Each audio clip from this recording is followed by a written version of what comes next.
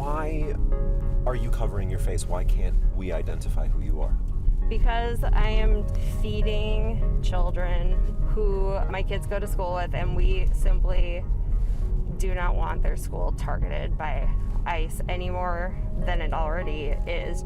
This is the face, mask and all, of the resistance that pushed Donald Trump's immigration agents out of Minneapolis. I'm a lot more things than just a mom, but I am a mom of two. I'm a writer, I'm an entrepreneur, I'm not an activist. This isn't like a job for me, although to be honest, it has become a job the past couple of weeks. Every day, for weeks, this Minnesota native helped coordinate deliveries of food and supplies to families hiding at home from the federal immigration agents that were roaming the streets of the Twin Cities. You're going to pick up eggs and hot dogs for families. It's a little weird, but that's what was missing in this week's delivery, so. Wait, do you know that it's actually like a super Mexican thing to cook scrambled eggs with chopped up hot dogs? Wait, is that like? Yeah. I didn't know that. Yeah. When Tom Homan announced on Thursday that he'd be pulling federal forces out of Minneapolis, he didn't call it a forced retreat. We've had great success with this operation. But that's what many in Minnesota are calling it. A retreat forced not by the courts or the laws, but by the people. Indiscriminate roundups of immigrants who'd lived here for decades and taken root in local schools, churches, and neighborhoods drew an enormous backlash from regular Minnesotans. Those who followed and filmed federal agents got the attention, but most of the work took place behind the scenes, in vast networks of mutual aid for immigrant families. Many involved in this work were left-wing activists, but many more were not. Do you consider yourself a member of the radical left?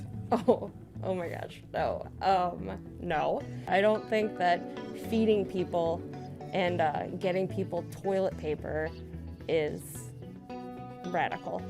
Nationally, broad swaths of Americans disapproved of the tactics of mass deportations, with the backlash to the killings of Renee Good and Alex Preddy showing up overwhelmingly in opinion polls. Adding to the pressure on Trump, an unusually large number of Republicans broke ranks on the president's signature issue, including in the Minnesota State House. Yes, we want to see these deportations happen. We want the bad guys taken out, so to speak. We want immigration enforced. We want closed borders.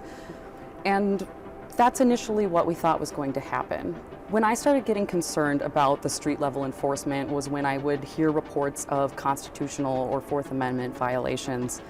We would see reporters getting maced, and I would see videos of people stopping somebody simply based on the hue of their skin to ask where you're from, check their papers. The killing of Alex Preddy, you're describing that as kind of the moment that you decided you finally needed to sort of speak out. Why did you not feel that after the killing of Renee Good? My hope was that that was an isolated incident. This is a freak accident thing that occurred here in Minnesota, and this isn't going to happen again. For those who mobilized on the ground, news of a drawdown is good news, but they won't celebrate a victory until life in the Twin Cities goes back to normal. ICE just needs to get out. They just need to go away. And I will pack them a little lunch and send them on their merry way.